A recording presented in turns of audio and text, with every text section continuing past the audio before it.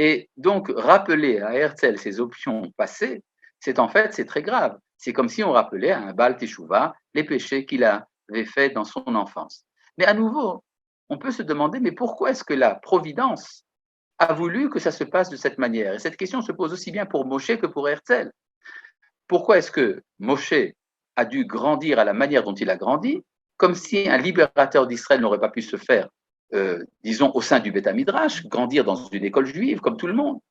Et pourquoi est-ce que Herzl n'aurait pas pu également grandir dans le Beth Midrash, et pourquoi est-ce qu'il a dû passer donc par le palais du pharaon? Et on comprend qu'il y a ici certainement donc un projet, c'est pas pour rien que la Torah nous en a parlé. Et là, je voudrais donner à ce propos donc deux réponses. La première, c'est au niveau, disons, de la méta-histoire. Dans la méta-histoire, il faut comprendre que l'événement de la libération d'Israël n'est pas un événement national, c'est un événement qui a une portée universelle. Alors évidemment, nous autres, les enfants d'Israël, nous sommes très contents d'être libérés du joug des nations, et ça c'est très important.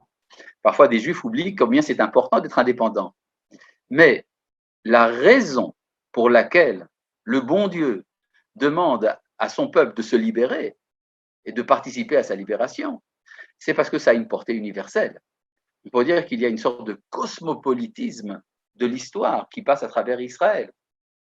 Or, si la libération d'Israël concerne aussi bien les nations qu'Israël, alors les nations doivent participer d'une certaine manière. Or, ce que donnent les nations à Israël, eh bien, ils forment le libérateur.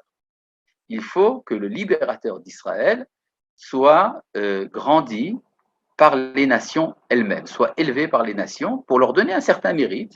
D'ailleurs, de même qu'on voit que pour sortir de l'exil de Babylone, il a fallu l'accord de Cyrus, le roi, de même que pour sortir d'Égypte, il a fallu l'accord du pharaon, et de même que de nos jours, pour sortir de la galoute, on a eu besoin de la Société des Nations, puis après l'Organisation des Nations Unies, qui disent nous sommes d'accord.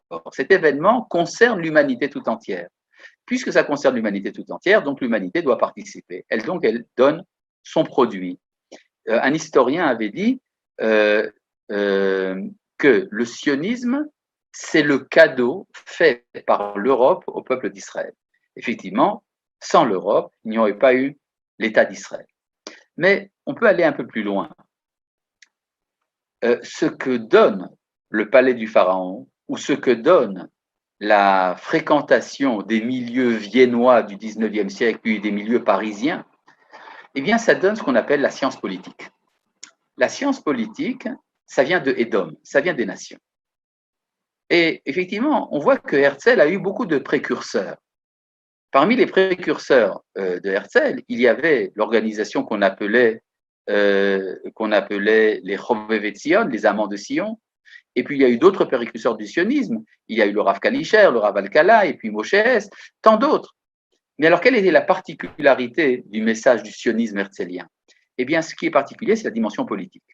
Herzl était le premier, le seul à avoir dit il faut également un État. Or, cette préscience, cette considération de la science politique ne pouvait pas être acquise au sein du Beth Midrash. Il fallait donc pour cela que ça vienne de l'extérieur. Effectivement, maintenant pour revenir donc à Moshe et au buisson ardent, eh bien rappelons-nous quelque chose d'important, c'est que Moïse refuse d'être envoyé. Il dit à Kadosh Baruch Hu, moi je ne peux pas. Et pourquoi Moïse pense qu'il ne peut pas? Eh bien, il me dit parce que j'ai une difficulté à m'exprimer. Kvat pe urvad lachon.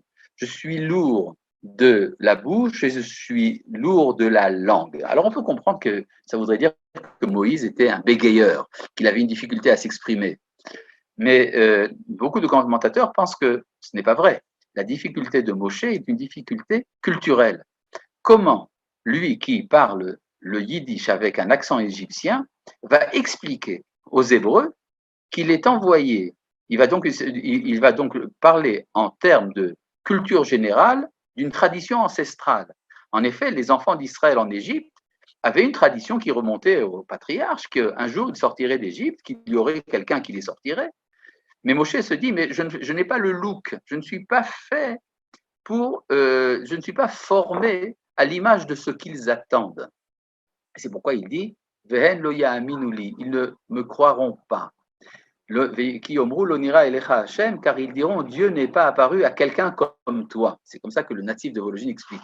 C'est-à-dire quelqu'un comme Moshe, qui est formé à l'étalon de la culture universelle de l'époque, qui connaît les mystères de l'Égypte, qui connaît les sciences de l'Égypte et la langue égyptienne, eh bien, Moshe n'est pas le personnage qu'ils attendent